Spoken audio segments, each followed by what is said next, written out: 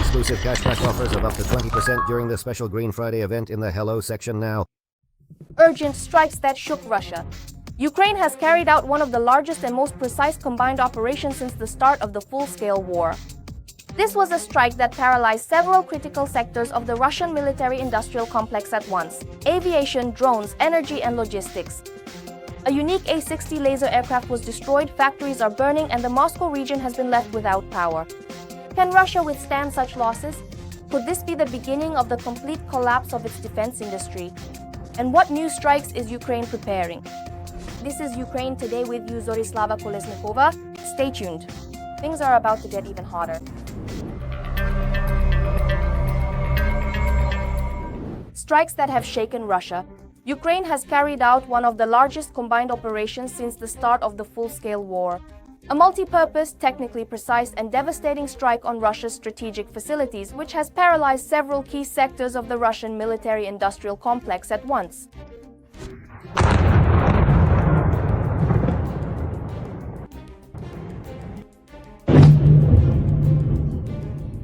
Units of the missile forces and artillery, special operations forces, coastal missile troops of the Navy, and unmanned systems forces coordinated a high-precision attack using jet-powered UAVs, BARs, and Neptune cruise missiles.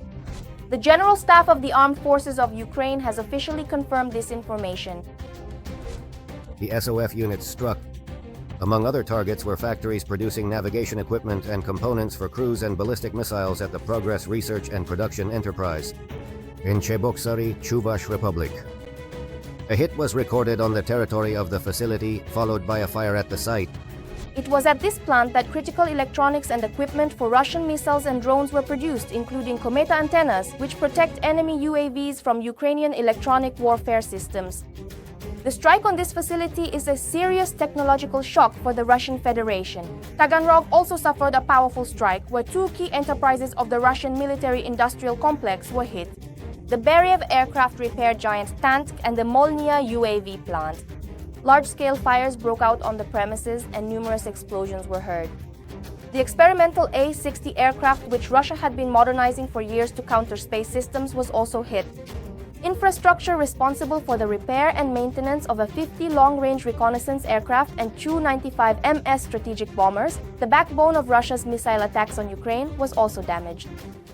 Among them is the legendary but extremely rare A-60, an aircraft platform for experimental laser weaponry. Russia had only two such units, now it's down to one. The status of the second one is unknown, and it's unclear whether it can even fly at all. Moreover, the ultra-secret AC-100 has also been destroyed. It wasn't a fully operational aircraft, but rather a testbed, yet it was the heart of the entire A-100 project, which Russia had planned as a replacement for the A-50 and A-50U long-range radar surveillance aircraft. These very aircraft have, for years, coordinated Russian missile strikes on Ukraine and tracked our air defense and aviation.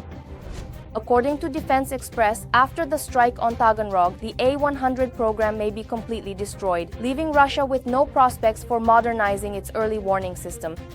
This is one of the most complex and successful Ukrainian strikes on Russia's aviation infrastructure, putting at risk the repair and modernization of strategic bombers. The strike dealt devastating damage to the technological capabilities of the Russian aerospace forces. The Kremlin is in shock, having instantly lost what it had boasted about for 20 years. At the same time, in the Black Sea direction, Novorossiysk suffered a devastating blow. Explosions hit the oil terminal. Sheskharis is one of the key elements of Russia's fuel export infrastructure. Oil loading stands were damaged, as well as even the S-400 air defense system launcher that was protecting the port. In the neighboring Krasnodar region, the Topsinsky oil refinery was attacked, which will further worsen the fuel shortage in southern Russia.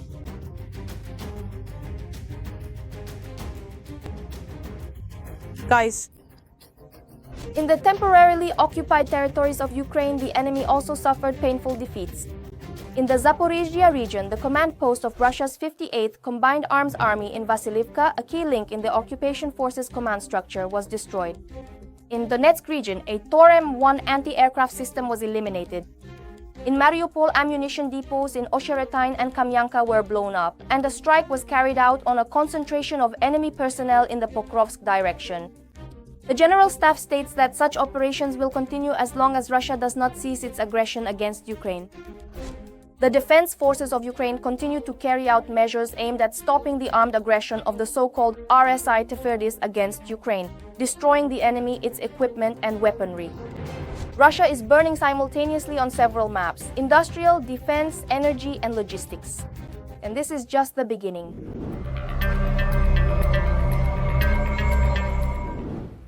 A sensation. Satellite images have confirmed it. Ukraine has destroyed the unique Russian laser aircraft A-60 and killed the A-100 project. What was only suspected from videos of explosions in Taganrog has now been officially confirmed by satellite images. Ukraine has carried out one of the most painful strikes against Russian military aviation since the beginning of the war. New photos from orbit show this. 2 unique Russian aircraft have been destroyed at the Taganrog South airfield.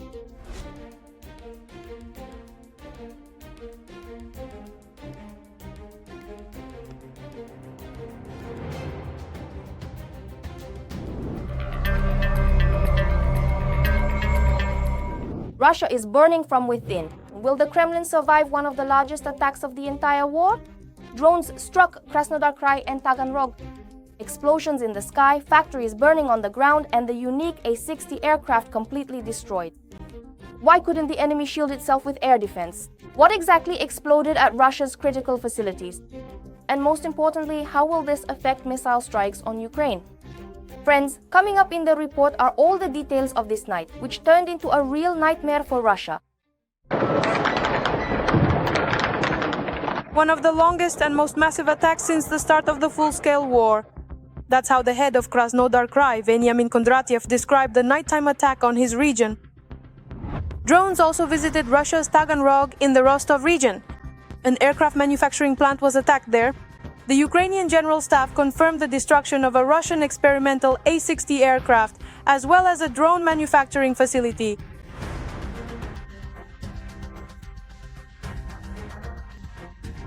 This is the only aircraft of its kind in the Russian aerospace forces. That is why this is an unprecedentedly successful strike by Ukraine's defense forces on legitimate military targets within the territory of the occupying country. In addition, in Novorossiysk, there was a strike on an oil terminal with damage to stands and a launcher from an S-400 air defense system. The Tapsinsky oil refinery was hit. I will remind you of the tactical and technical characteristics of the bars. It's about 700 kilometers. The warhead's target engagement ranges from 50 to 100 kilograms. The Neptune missile, for example, has a target engagement range of about 1,000 kilometers. Therefore, striking legitimate military targets on the territory of the Russian Federation is yet another proof of the successful work of the Ukrainian defense industry. Ukrainian hackers operating dangerously in the Russian digital space hacked the alert system in the Krasnodar region, causing chemical and radiation alarms to be triggered there.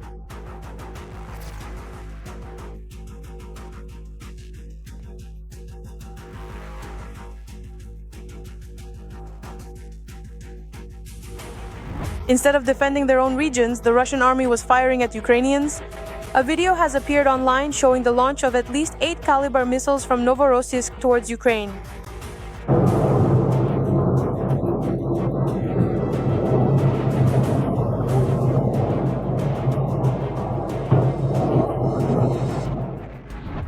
At the same time, the Russians attacked residential buildings where peaceful people were sleeping. The president of Ukraine stated that the enemy attacked several regions of our country, but the epicenter was Kyiv. According to him, the occupiers have sent more than 460 drones to Ukraine. 4 of them entered Moldova and Romania is a country in southeastern Europe. Its capital city is Bucharest, and the official language is Romanian. The country is known for its beautiful landscapes and rich cultural heritage.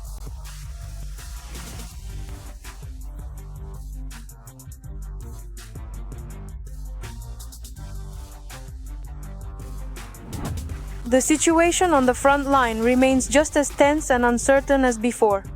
The occupying army is trying Break through in Pokros and Chasiv Yar. In addition, The armed forces of Ukraine have expanded their presence both in Pokrovsk itself and accordingly have carried out a number of successful counterattacks. The defenders on the Kupiansk direction are not allowing the occupiers to break through the Ukrainian defenses. Here, the Russians are trying to break through with small assault groups. However, the Ukrainian armed forces stop them instantly. Our defenders are employing active defense tactics in the Zaporizhia direction and seize every opportunity to launch counterattacks.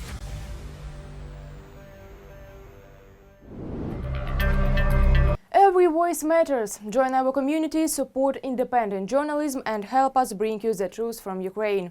Become a member of Ukraine Today. Join us now. But the Ukrainian armed forces cannot be stopped. An attack on the very heart of Russia.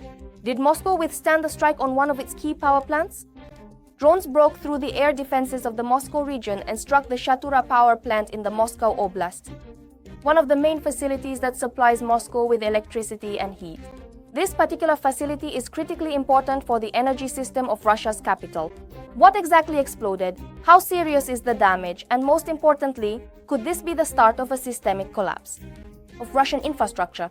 Find out more in the following report. Moscow and the region. Drones attacked the Shatura power plant in the Moscow region.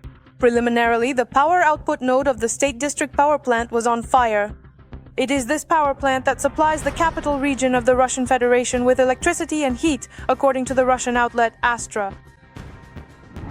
The season of attacks on Russia's strategic facilities continues. Friendly drones paid a mass visit to the KSTO in the Nizhny Novgorod region. The likely targets of the attack are said to be the Lukoil Nizhny Novgorod refinery and the Siburg-Stovo petrochemical plant. Ukrainian defenders are also successfully hunting the enemy in the Pokrovsk direction. During the attack by SSO fighters on the enemy position, the adversaries were either eliminated or taken prisoner. Additionally, with the help of the NRC, 3 wounded servicemen from an adjacent unit were evacuated. Over the course of the past week, it has been reported that more than 400 Russian occupiers have been completely eliminated directly in Pokrovsk itself, according to official sources. The air assault forces reported on the clearing of the central part of Pokrovsky. The Russians were removed from the area of the railway station, the Pokrovsky Pedagogical College, and Soborny Square. This made it possible to block the occupying army's attempts to amass forces there. In addition, search and strike operations are being carried out to eliminate small assault groups of Russian occupiers who have entrenched themselves in the urban buildings of this settlement. The main fighting is taking place in the area of the high-rise buildings, which are being held by Ukrainian defense forces. At the moment, the enemy is unsuccessfully trying to cross into the northern part of Pokrovsk via the railway, but is suffering heavy losses. The occupiers also had to be blocked on another hot front, the Kupiansk direction.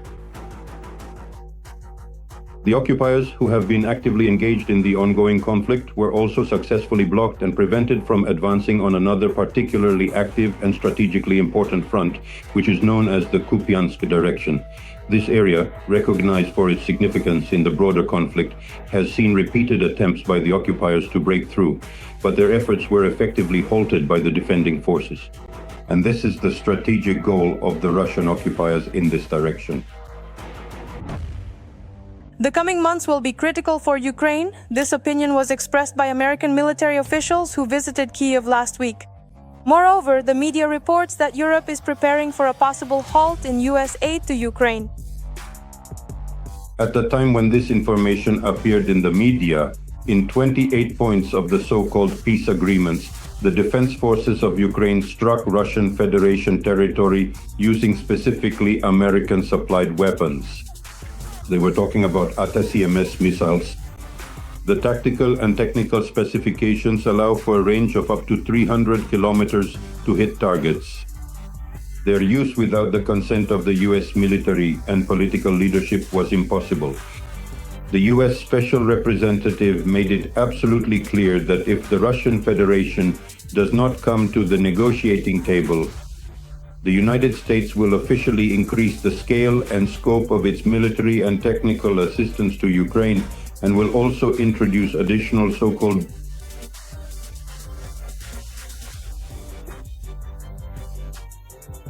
At the same time, at this very moment, the presence of Russia in Europe itself has increased significantly.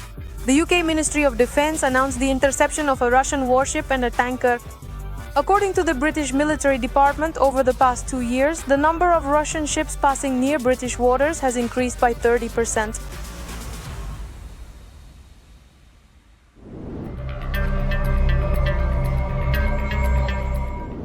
Friends, the situation is developing rapidly and we will continue to monitor every detail of this large-scale operation. Write in the comments what you think about such strikes on Russia's strategic facilities. Like, share this video and don't forget to subscribe. Your activity helps to hold the information front just as powerfully as the armed forces of Ukraine hold the combat front. Together to victory.